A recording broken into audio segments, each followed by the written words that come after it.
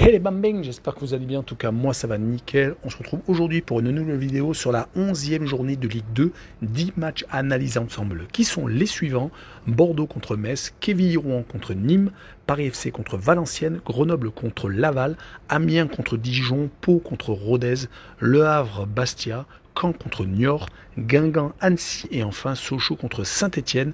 N'hésitez pas à venir nous rejoindre sur le site VIP, l'adresse est à l'écran et également en description. Vous pouvez également avoir les liens pour nous rejoindre sur les réseaux sociaux Twitter, Instagram et Telegram où je donne une code safe et une code fun tous les jours. Et également, n'hésitez pas à mettre un petit pouce pour valider mon travail et surtout abonnez-vous. On a dépassé la barre des 11 000 et je vous en remercierai tout le temps.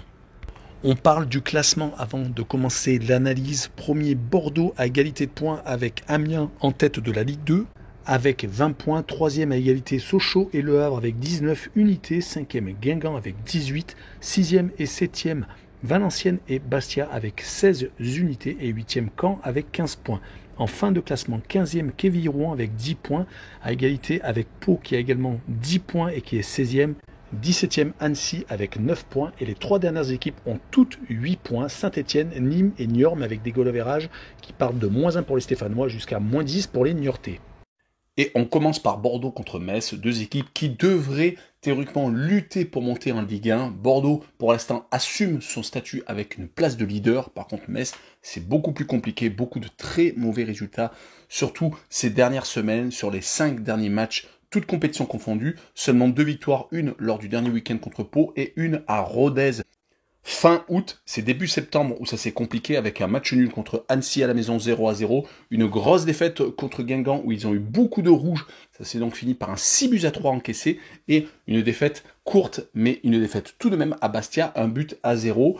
Les Bordelais de leur côté ont attendu un déplacement à Saint-Etienne le 10 septembre pour perdre leur premier match. Ils sont restés d'ailleurs longtemps sans prendre de but et se sont donc ressaisis avec 2 victoires consécutives contre Dijon et contre Laval. Ils se retrouvent toujours donc à la première place. Sur cette rencontre, je vois Bordeaux s'imposer 1-0 et je vois le moins de 2,5 buts sur le match, une cote à 1,74. On enchaîne avec une rencontre de bas de tableau entre Quevilly-Rouen et Nîmes. Quevilly-Rouen vient de gagner son dernier match à l'extérieur à Caen, où on ne s'attendait d'ailleurs pas à ce qu'il remporte ce type de rencontre. Et si on prend leurs 5 dernières rencontres, toutes compétitions confondues, c'est donc 3 défaites, un match nul contre Niort, et donc ces 3 points pris en Normandie. Leur adversaire est pas beaucoup mieux, ils sont dans la zone des relégables. Ils s'étaient à un moment donné ressaisis à domicile où ils avaient gagné 2 rencontres consécutives à chaque fois sur le score de 1-0. Mais sur les 5 derniers matchs, toutes compétitions confondues, c'est 4 défaites et un seul petit match nul. Et ils ont pris souvent 3 buts en déplacement. Mais sur cette rencontre, je vois le match nul, 1 but partout, et je vois le homme no bet avec le match nul remboursé. 6 victoires de Quevilly-Rouen à domicile, une cote à 1,79. On poursuit avec le Paris FC qui reçoit Valenciennes. La saison dernière, c'était l'inverse qui se passait. Valenciennes était plutôt en deuxième partie de saison et le Paris FC en première partie. Cette année, c'est totalement l'inverse. Valenciennes joue les premiers rôles alors que les Parisiens sont en milieu de tableau englués. Mais tout peut changer, bien entendu, très vite. En tout cas, les Parisiens viennent de s'imposer à Nîmes et ils s'étaient imposés également à Grenoble lors de leurs 2 derniers déplacements. Ils avaient également accroché un point contre Amiens. Donc, quand ils se déplacent, ils sont beaucoup plus solides. Par contre, à domicile, les 2 derniers matchs se sont soldés par 2 défaites contre Bordeaux et contre Rodez. Côté valenciennois, ils viennent de remporter un succès contre Sochaux qui était en tête de la Ligue 2. Ce qui montre vraiment la dynamique actuelle des nordistes sur les 5 derniers matchs, toutes compétitions confondues. 3 victoires, 1 nul et une petite défaite, c'était à Pau. Sur cette rencontre, je vois un 0-0 entre les deux formations et je vois le moins de 3 buts sur le match, une cote à 1,40. Et on continue avec Grenoble qui reçoit Laval. Les Grenoblois viennent de se faire accrocher à Saint-Etienne 2 buts partout, mais c'est dans l'ensemble pas si mal que ça par rapport à la saison dernière où ils avaient failli descendre en national. Ils sont actuellement en milieu de tableau. Et leurs résultats sont donc convenables. 2 victoires, 1 nul et 2 défaites contre Amiens et à domicile contre le Paris FC. Ils avaient rencontré leur duel contre les Nîmois et contre les Canets. Ils vont jouer contre Laval qui vient de remonter en Ligue 2 après un long séjour en national. C'était une équipe qui avait l'habitude d'évoluer dans l'antichambre de l'élite. Et leur retour est assez compliqué, même s'ils ne sont pas encore dans la zone de relégation, grâce à quelques résultats effectués à l'extérieur. Et sur les 5 dernières rencontres, toutes compétitions confondues, 4 défaites, 3 à domicile et 1 à l'extérieur à Sochaux. Et une victoire par contre, c'était à Quevilly-Rouen où ils avaient profité de l'expulsion d'un des joueurs rouennais. En tout cas sur cette rencontre, je les vois perdre quand même à Grenoble 1-0 et je vois le draw no bet avec le pari remboursé 6 match nul, une cote à 1,68. Et on enchaîne avec Amiens contre Dijon. Les Amiénois ont de l'ambition cette saison. Ils sont seconds actuellement. Ils n'ont perdu qu'à une seule reprise lors des 5 dernières rencontres. C'était à Caen. Ils avaient réussi à accrocher le Paris FC en faisant un but partout. C'était fin août. Et depuis 3 victoires contre Grenoble et Niort à domicile, sans prendre de but à chaque fois. Et ils viennent de s'imposer 1-0 à Rodez. Donc ils ont une défense quand même assez solide dans l'ensemble. Ils vont jouer contre les Dijonais qui ont toujours à la base de l'ambition, mais qui malheureusement rentre à chaque fois dans le rang. Sur les 5 dernières rencontres, toutes compétitions confondues, 0 victoire, 4 défaites consécutives, et ils viennent de stopper ceci avec un match nul 0-0 contre le Havre lors du dernier week-end. Sur cette rencontre, je vois Amiens s'imposer 2-1, et je vois le plus de 2 buts sur le match, une cote à 1,56. On enchaîne avec Pau qui reçoit Rodez, 2 équipes qui sont assez moyennes en ce moment. Pau est à la limite de la zone de relégation. Rodez est également avec le même nombre de points, donc 2 équipes qui vont lutter pour ne pas descendre en national. Côté Pau, la saison dernière et la saison d'avant, ils avaient à chaque fois réussi à avoir des bons résultats chez eux. Cette année, c'est un peu moins bien, même si ce n'est pas ridicule non plus. Quand on prend leurs 5 derniers matchs, ils sont sur 2 victoires, 2 nuls et 1 défaite. C'est dire le mauvais début de saison qu'ils avaient réalisé, car ils viennent de relever la tête. Côté Rodez, donc ce n'est pas beaucoup mieux. Une seule victoire sur les 5 derniers matchs, c'était au Paris FC en déplacement. Sinon, 2 défaites à domicile contre Metz et contre Amiens et 2 partages de points. Contre Valenciennes et contre Guingamp, donc ils ne sont pas non plus ridicules car ils arrivent à accrocher des équipes de tête. Mais je les vois perdre 1-0 à Pau et je vois le draw no bet avec le pari remboursé 6 match nul, une cote à 1,66. Et on continue avec un duel de haut de tableau entre Havre et Bastier. Le Havre n'est pas la même équipe que la saison dernière, ils ont changé d'entraîneur, Le Guen a été limogé.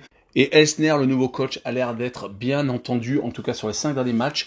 4 victoires et un match nul. Le match nul a été lors du dernier week-end contre Dijon 0-0, mais sinon ils avaient enchaîné 4 victoires consécutives à Laval, à Niort, et ils avaient battu Caen et Annecy, donc c'est vraiment du solide. Côté Bastier, c'est presque pareil, ils sont actuellement en embuscade. Sur les 4 derniers matchs, ils n'ont pas perdu et ils ont pris 0 but contre Dijon, à Nîmes, contre Metz et contre Annecy. Ils ont donc 3 victoires et un nul, et ils avaient perdu à Saint-Etienne pour la dernière fois, c'était fin août, par contre c'était 5-0. Sur cette rencontre, je les vois quand même perdre au Havre 1-0 entre 2 équipes en forme, et je vois le moins de 2,5 buts sur le match, une cote à 1,57.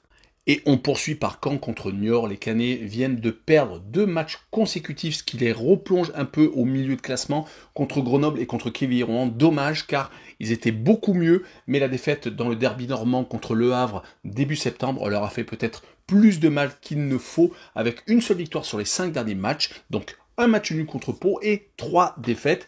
Ils ne sont qu'à 5 points de la tête, il va falloir se ressaisir contre les derniers du classement qui ne s'en sortent pas, qui n'ont pas gagné beaucoup de rencontres cette saison, qui sur les 5 derniers matchs ont 3 défaites et 2 matchs nuls, mais le 0-0 contre Guingamp va peut-être les remotiver. Sur cette rencontre, je vois Caen s'imposer 2-0 et je vois les 2 équipes ne pas marquer avec une cote à 1,65.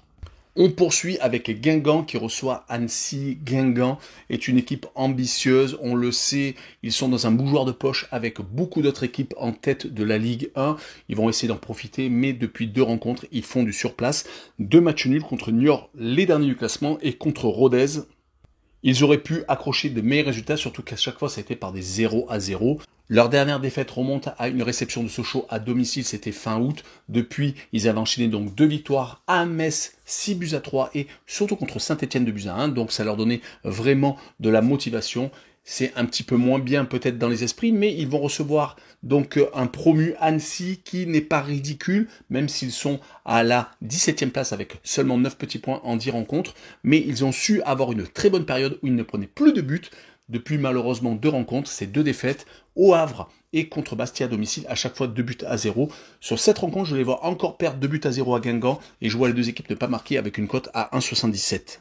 Et on finira avec Sochaux contre Saint-Etienne, deux gros bras du football français. Les Sochaliens assument leur statut avec 19 points donc en 10 rencontres, à un petit point du leader bordelais.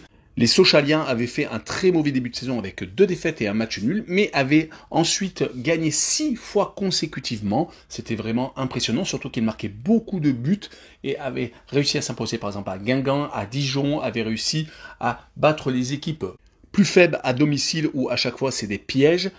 Mais la défaite à Valenciennes 2-1 les a fait perdre la place de leader.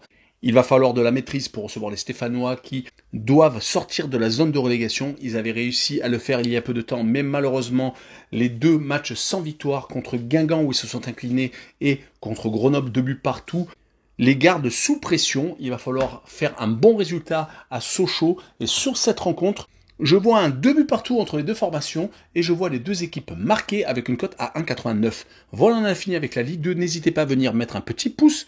Et surtout, abonnez-vous, on a besoin de vous. Tchou le bambing!